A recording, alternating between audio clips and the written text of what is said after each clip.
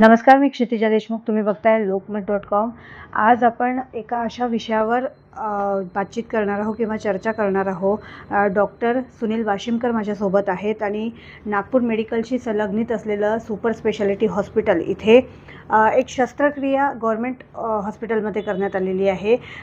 26 वर्षीय युवकाला एकच फुफ्फुस, एकच किडनी आणि जे हृदय असतं आपलं ते उजव्या बाजूला होतं आणि नेमकी ही शस्त्रक्रिया कशी केली, काय नेमका तो आजार होता किंवा काय प्रॉब्लेम होता या संदर्भात आपण जाणून घेणार आहोत. कारण गव्हर्मेंट हॉस्पिटलमधली ही भारतातली पहिली शस्त्रक्रिया असल्याचं सांगण्यात येत आहे.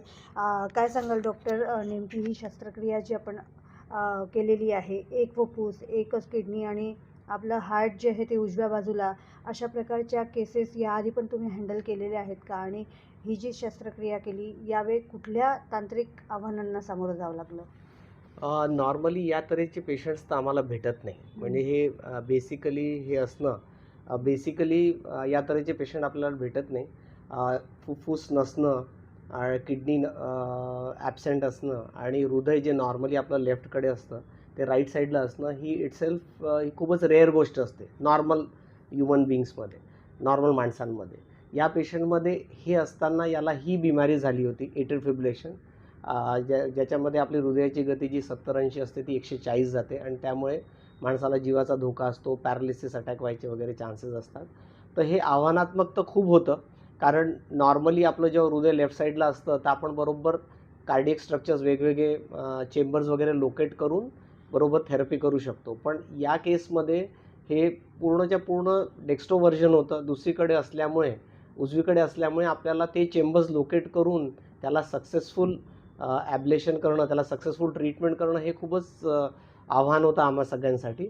पण फॉर्च्युनेटली सगळी टीम एक्सपर्ट असल्यामुळे 15-15, 16-16 कार्डिओलॉजिस्ट असल्यामुळे आपण ते यशस्वीरित्या पार पाडू शकलो.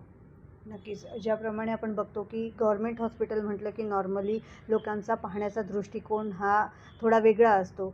तर अशा ह्याच्यामध्ये ही शस्त्रक्रिया करताना अनेक इक्विपमेंट्स तुम्हाला लागले असतील, तर ते इथे अवेलेबल होते का? आणि कशाप्रकारे तुम्हाला अन्य डॉक्टरांची साथ मिळाली किंवा कशाप्रकारे ही शस्त्रक्रिया जी आहे ती पार पडलेली आहे? इन्स्ट्रुमेंट्सबद्दल जर बोलणं झालं तर गव्हर्मेंट मेडिकल कॉलेजमध्ये आणि सुपर स्पेशालिटी हॉस्पिटलमध्ये सगळ्या सुविधा, सगळे यंत्र अवेलेबल आहे. मॅनपॉवरचा प्रश्न नाही आहे, कारण आमच्याकडे 16-16, 15-15, 16-16 कार्डिओलॉजिस्ट असतात, DM स्टुडंट्स असतात आणि यासाठी आम्ही स्पेशली डॉक्टर अविनाश वर्मा, जे फक्त या प्रकारच्या बिमाऱ्यांसाठीच तज्ज्ञ आहेत, त्यांचा सहयोग घेतला होता, कारण ही आपल्याकडे पहिल्यांदाच आलेलं होतं. आणि जे कॅथेटर आपण यूज करतो ते जवळपास 6 ते 7 लाखाचं एक कॅथेटर येतं. आता एवढं महागडं कॅथेटर गव्हर्मेंटमध्ये उपलब्ध करून देणं ही गव्हर्मेंटची खूप मोठी आम्हाला साथ आहे.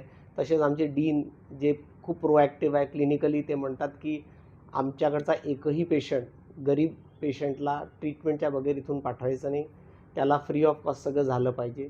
तर त्यामुळे ते आव्हानात्मक होतं आणि ते आम्ही पार पाडलं. काय सांगाल आता पेशंटची जी तब्येत आहे किंवा काय त्याला डिस्चार्ज झालेला आहे का? तो चालू फिरू शकतो का? नेमकी ही शस्त्रक्रिया झाल्यावर कशाप्रकारे आता पुढे प्रिकॉशन्स घ्यावं लागणार आहे? पेशंट दुसऱ्या 6 तासानंतरच फिरायला वगैरे लागतो, काही एवढा प्रॉब्लेम नसतो, कारण आम्ही ही चीरफाड नसते याच्यामध्ये. आपण जांघेतनं नळ्या टाकूनच हे प्रोसिजर करतो. पेशंट वॉर्डमध्ये आहे आणि आता उद्या आम्ही त्याचं डिस्चार्ज प्लॅन केला. पेशंट एकदम एसिम्प्टमॅटिक आहे. त्याची जी हृदयाची गती जी इरेग्युलर झाली होती ती आता एकदम रेग्युलररित्या झालेली आहे. आणि सगळ्यात इम्पॉर्टंटमध्ये म्हणजे या थेरपीमुळे जे कॉम्प्लिकेशन्स होतात ते कॉम्प्लिकेशन्स एकदम नील आहे. सक्सेस रेट ऑलमोस्ट दोन्ही केसेसमध्ये सक्सेस रेट झाला तर 100% we were successful in treating दोन्ही पेशंट्स.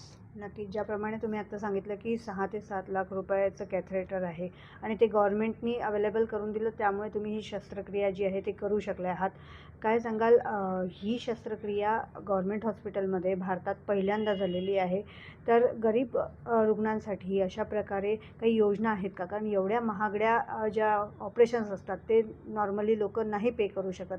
तर काही योजनेअंतर्गत योजना देखील असतात का गव्हर्नमेंटच्या? या आयुष्यमान भारत आपल्याकडे सध्या पूर्ण देशामध्येच राबवण्यात येत आहे आणि त्याच्यामध्ये महागड्यापेक्षा महागड्या गोष्टी आपण फ्री ऑफ कॉस्ट करतो. या दोन्ही पेशंटचं आपण त्याच योजनेमध्ये फ्री ऑफ कॉस्ट केलं आणि याच्यानंतरही या तऱ्हेचे जेवढेही पेशंट्स असतील या सगळ्या लोकांचं जे काही ट्रीटमेंट आहे त्या योजनेअंतर्गत फ्रीच होतं आपल्याकडे चार्ज कोणत्याच प्रकारचा लागत नाही आणि प्रोॲक्टिव्ह ॲडमिनिस्ट्रेशन असल्यामुळे आपल्याला कोणत्याच गोष्टीचा त्रास नसतो. आम्हाला हे कोणती सपोज एखादं इन्स्ट्रुमेंट पाहिजे असेल याच्यासाठी तर लवकरात लवकर दिनसर उपलब्ध करून देतात.